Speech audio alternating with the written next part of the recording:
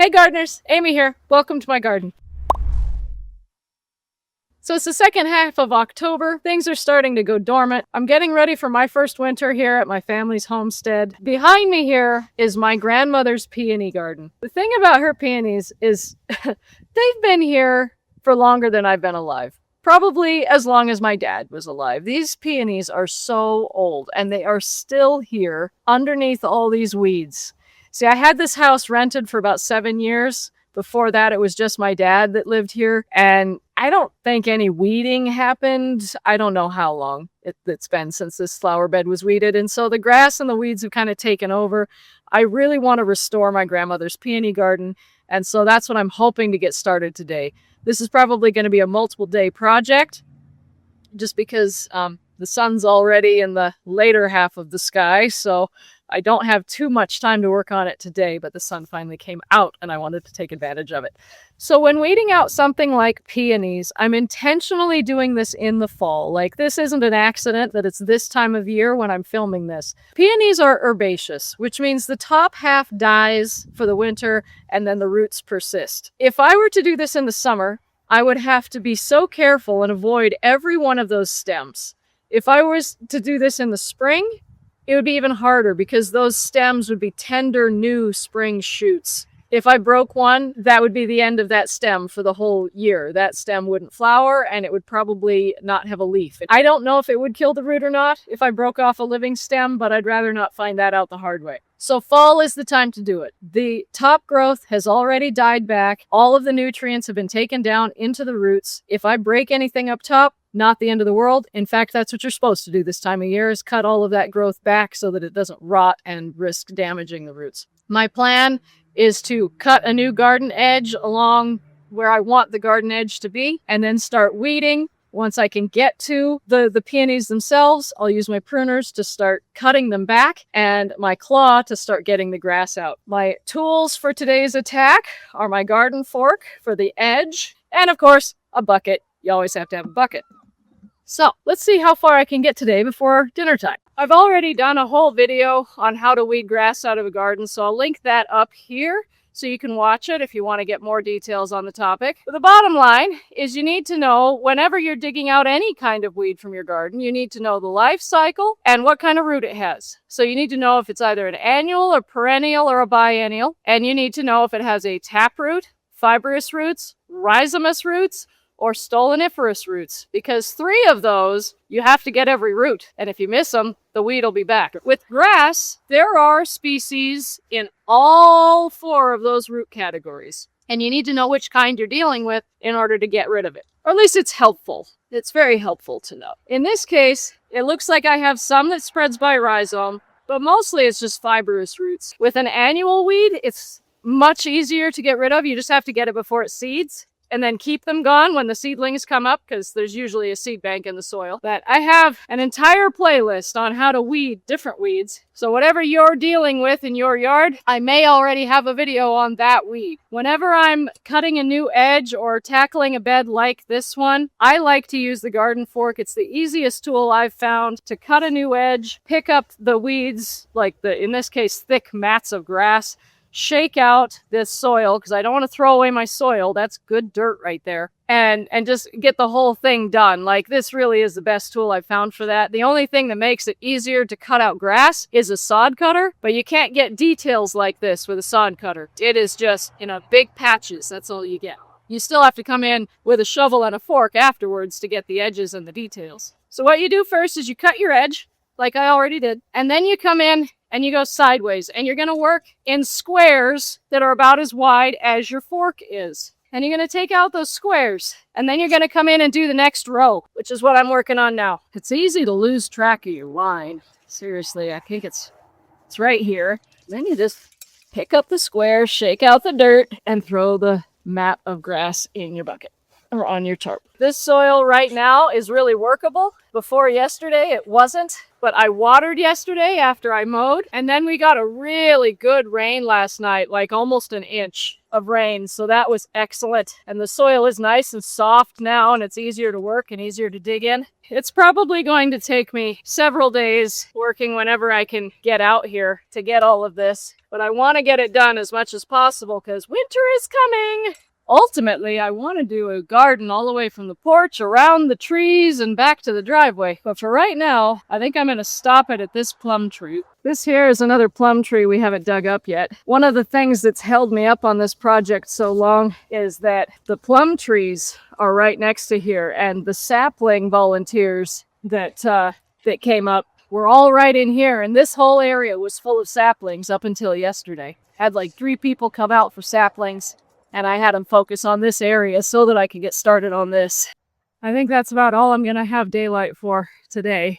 As soon as the sun goes down beyond that peak, it gets really cold really fast. So we're going to call it a day for right now, and I'll be back hopefully tomorrow. So I've been working on this for a couple of days now, and I've got enough of it cleared that I can now get to the peonies, but I can't really use the fork on the peonies because I'll dig them up, and I don't want to do that. So I'm going to use my hand pruners to cut the dead stalks of the peonies back, and then I'm going to use a garden claw to get this grass. The only thing I want in this area is peonies, so I got to get the grass out of the peonies themselves, and that's where this tool is the best for that job. And it's cold, so I am wearing gloves. I want to leave a couple inches of stem because I want to know where the plants are, so I know where to be careful when I'm digging.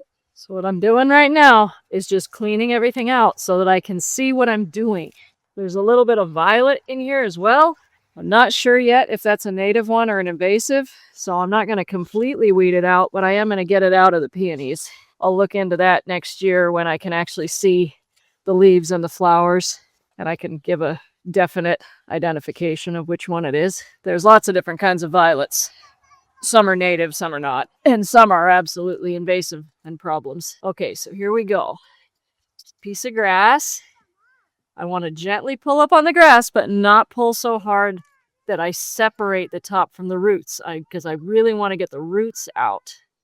That's how you get ahead of grass, is by removing all of the roots.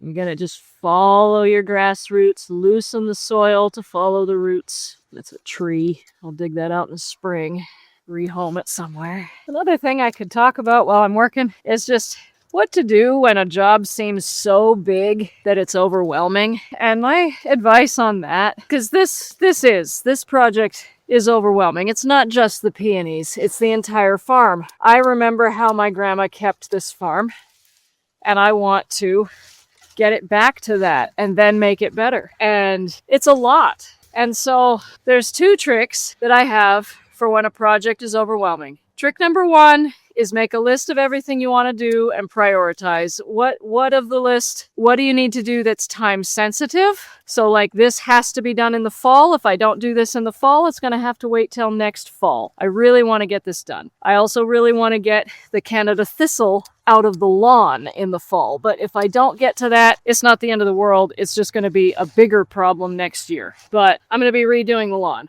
So it's going to be done one way or another eventually. This is more urgent. I also needed to build some stairs up that slope for the guy that delivers the oil. I don't know how on earth we've had oil service all these decades up here with the poor delivery guys scaling that ridiculous slope just to get to our tank.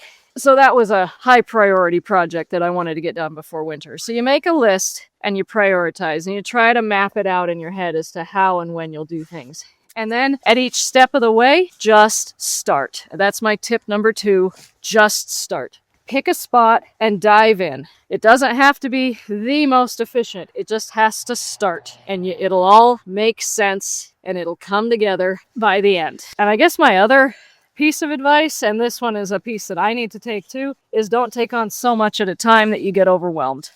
Try to just do 1 or 2 projects at a time. Don't be in the middle of 5 or 10 different things that you can't manage all at once. This is pretty much what it should look like when you're done. I really don't see much grass here. There's still a bunch over here. So with this peony bed, I really didn't know where to start, so I just picked a spot and dug in. I'm kind of close to one end, but I'm still kind of in the middle because I have to get this out of the way in order to get the ones over there. Okay, so here's some grass. What I want to do is get in here with my claw underneath those roots. Get that whole root out of there. Again, if I was doing this in the spring, I would be breaking all the tender shoots off, be breaking off all the tops. I would not be doing the peonies any favors. And I'm probably going to have to do this again next fall before I get all the grass out. I'm quite sure I'm not going to get it all in one go. When I took my bucket down, I had another look, and yes, it would be easier to get that part from the bottom, but I'm going to finish this side first. So at least like one thing is kind of done, and because that hillside is going to be a whole other project of excavation. So this will be easier and I think more efficient to just keep going along this edge and to continue to clean out what I can reach safely from this side. And then I'll come up on the slope later. Also, my gloves, especially my left one, is soaking wet. So here's a trick that I use whenever I have to garden when it's cold and wet, is I use nitrile or latex gloves underneath my gardening gloves, because this keeps my hand dry, for one, and it also helps to insulate so my hand will stay warmer. It also keeps my hands clean, which is one of my biggest complaints about gardening gloves, is like they protect you from some things, but they actually catch more dirt underneath than they keep out. And then my hands get dirtier when I'm wearing gloves than when I'm not wearing gloves. So that's frustrating. So I don't normally wear gloves, but when it's cold, yeah, I'm gonna wear them. Okay, so continuing. Like I said, the claw is one of the best weeding tools ever invented, because it works just like your fingers, but way stronger and sharper. So you can actually dig down into the dirt and grab things that you probably wouldn't have the finger strength to do. At least I know I wouldn't. Not to mention, I like having nice fingernails, and I don't want to dig in the dirt with my bare hands. So my claw does that work for me. So here's a nice big clump of grass. Just gonna stick the claw in there. I shake it around until I get that grass root.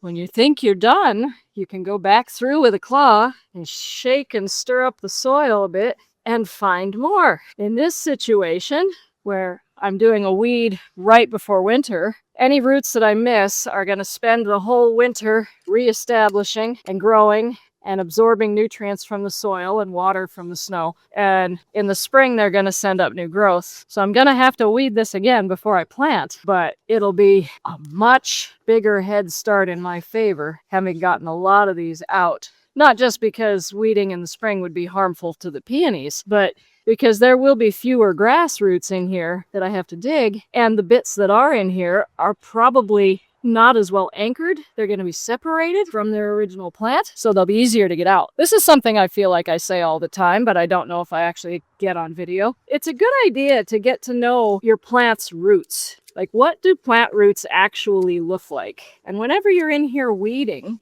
sometimes dig up a plant that you know what the top looks like, but what does the root look like, so that you can tell its roots from the weed that you're trying to get out of it.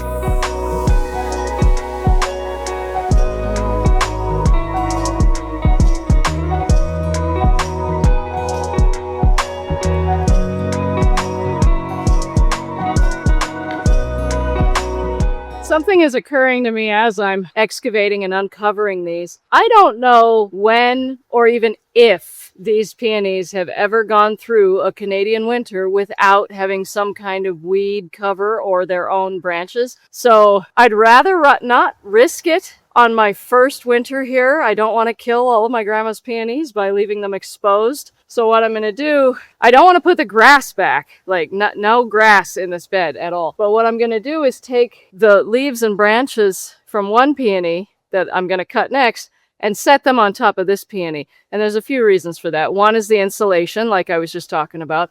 Two is actually the peonies, all plants do this.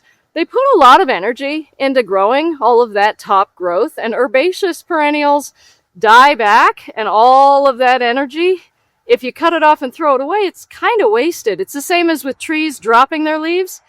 if you just leave the stuff where it was to begin with, all of that energy goes back into the plant. It gets broken down into the soil where the roots of that plant already are, and then the plant can take up the same nutrients and recycle them again. This is part of the natural cycle that we keep messing up with our insistence on having gardens perfectly tidy and tended. So we can, of course, offset this by composting, where we take the leaves and we break them down into dirt somewhere else and then we put it back. Or we can, of course, fertilize, which is kind of our default for everything. But if we just left well enough alone, the plants would do fine for the most part. We just don't like it because it's messy. And yeah, I do kind of like a tidy garden more than a messy one. So I want to keep my garden clean, but I also want to keep it healthy. And I don't want to risk these peonies freezing to death on my first winter here. I don't think they will, but I'm not going to take the risk. So I'm going to cut some of the branches off of the next peony and throw it onto this one. Now in future years, I won't need to cut these back at all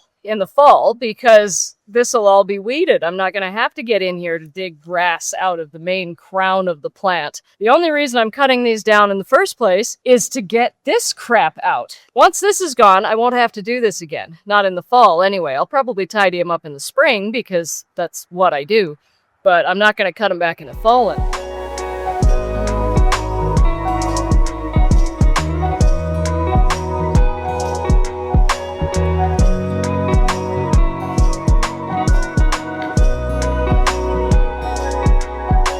This is my cousin's cat. His name is Cheese.